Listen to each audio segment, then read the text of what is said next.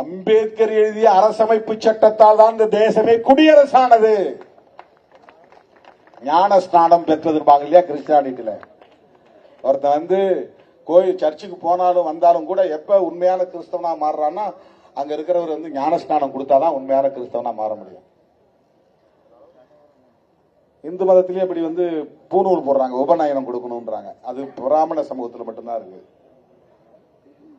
அப்ப அதுக்கு பிறகுதான் உண்மையான ஒரு இந்துவா மாற முடியும். அந்த மாதிரி இது உண்மையான குடியரசாக, தற்சார்புள்ள ஒரு அரசாக, ஏகாதிபத்திய சார்பில்லாத ஒரு அரசாக, அந்நியர்களின் ஆதிக்கம் இல்லாத ஒரு அரசாக, தனக்குத்தானே சட்டத்தை கொண்டு இயங்குகிற ஒரு மக்கள் அரசாக மாறியது 1950 ஜனவரி 26. இது நிகழ்ந்தது அம்பேத்கர் அவர்களால். இந்த தேசம் குடியரசானது. அம்பேத்கர் கை வச்சு இந்தியாவுக்கு ஞானஸ்நானம் கொடுக்கிறார், இந்திய தேசத்திற்கு ஞானஸ்நானம் கொடுக்கிறார். நீ குடியரசாக கடவுது, உன்னை இன்று முதல் நான் குடியரசாக்குகிறேன். ஜனநாயகம், நாடாளுமன்ற ஜனநாயகம் உள்ள ஒரு ஆட்சி நிர்வாக முறையை நான் தருகிறேன். எல்லோருக்கும் ஒரே நேரத்தில் குடியுரிமை தந்தார் அந்த சட்டத்தின் மூலமா. அதுக்கு முன்னாடி வரை நம்ம பிரிட்டிஷ் பிரஜை தான். இந்த குடியரசு வந்த பிறகுதான் நாம் எல்லாம் இந்தியன் சிட்டிசன்ஸ். எல்லோருக்கும் குடியுரிமை தந்தவர் புரட்சியாளர் அம்பேத்கர் அரசமைப்பு சட்டத்தின் மூலமா. அப்போ 25ஆம் தேதி என்ன பேசினார்னா, அரசியல் ஜனநாயகம் கிடைச்சிருச்சு, நாம ரொம்ப ஆபத்தான ஒரு கட்டத்தை நோக்கி பயணிக்கிறோம், இங்க சமூக ஜனநாயகம் இல்லை. சமூக ஜனநாயகம் என்ன? அதுக்கு அவர் விளக்கிறார். சமூக ஜனநாயகம் என்பது ஒரு வாழ்வியல் முறை. என்ன வாழ்வியல் முறை? சகோதரத்துவம் உள்ள ஒரு வாழ்வியல் முறை. சகோதரத்துவம் இருந்தால்தான் அது சமூக ஜனநாயகம். சகோதரத்துவம் எப்ப வரும்? லிபர்ட்டி, ஈக்குவாலிட்டி இருந்தாதான் சகோதரத்துவம் வரும்.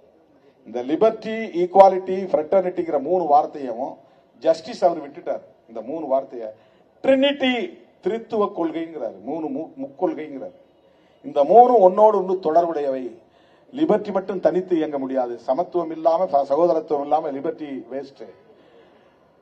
லிபர்ட்டி இல்லாம சமத்துவம் பயன்படாது. லிபர்ட்டியும் சுதந்திரமும் சமத்துவம் இல்லைன்னா சகோதரத்துவம் இருக்காது. சகோதரத்துவம் இல்லைன்னா சமத்துவம், சுதந்திரம் இருக்காது. இந்த 3 இருக்கணும். இந்த 3 இருக்கிற மாதிரி சமூகத்துல சில வேலைகளை நாம் செய்ய வேண்டியிருக்கிறது. அரசமைப்பு சட்டத்தை முறையாக நடைமுறைப்படுத்துவதன் மூலம் என்ன?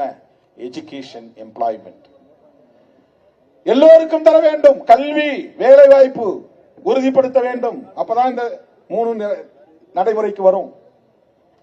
கல்வி, வேலை வாய்ப்பு தரணும்னா என்ன வேணும்? சோசியல் ஜஸ்டிஸ் வேணும். சோசியல் ஜஸ்டிஸ் வேணும்னா அதுக்கு சட்டம் வேணும். அதுதான் இடஒதுக்கீடு சட்டம். இதெல்லாம் முறையா நடைமுறைப்படுத்தினாதான் சமூக ஜனநாயகம் வளரும். இப்போ வெறும் அரசியல் ஜனநாயகத்தை பெற்றுட்டு நம்ம உள்ள போயிட்டோம். இந்த சூழல்ல அவர் சொல்றாரு, வருத்தத்தோட, கவலையோட சொல்றாரு, இப்படி ஒரு கும்பல் வருங்கிற எதிர்பார்ப்போட சொல்றாரு. நாளை இந்த நாட்டில் நாட்டை விட மத நம்பிக்கைகள் மேலானதா அல்லது மத நம்பிக்கைகளை விட நாடு மேலானதா என்ற கேள்வி எழுகிற போது, நாட்டை விட மத நம்பிக்கைகள் தான் மேலானது என்று கருதுகிறவர்கள் ஆட்சிக்கு வந்தால் நாடு மறுபடியும் சுதந்திரத்தை இழக்கும். எவ்வளவு பெரிய விஷன் பாருங்க. இதுதான் விஷனரி லீடர், லாங் விஷன். இதான் ரெஸ்பான்சிபிலிட்டி, பொறுப்புணர்வு. அம்பேத்கருக்கு எப்படி கவலை இருக்கு பாருங்க. ஒன் ஓட், ஒன் வேல்யூ என்று இருந்தால் போதாது. இங்க லிபர்ட்டி இருக்கணும், ஈக்குவாலிட்டி இருக்கணும், ஃப்ரெட்டர்னிட்டி வரணும். இதை நடைமுறைப்படுத்த வேண்டுமானால் எஜுகேஷன், எம்ப்ளாய்மெண்ட் எல்லோருக்கும் கிடைக்க வேண்டும். சமூக நீதியை நடைமுறைப்படுத்த வேண்டும்.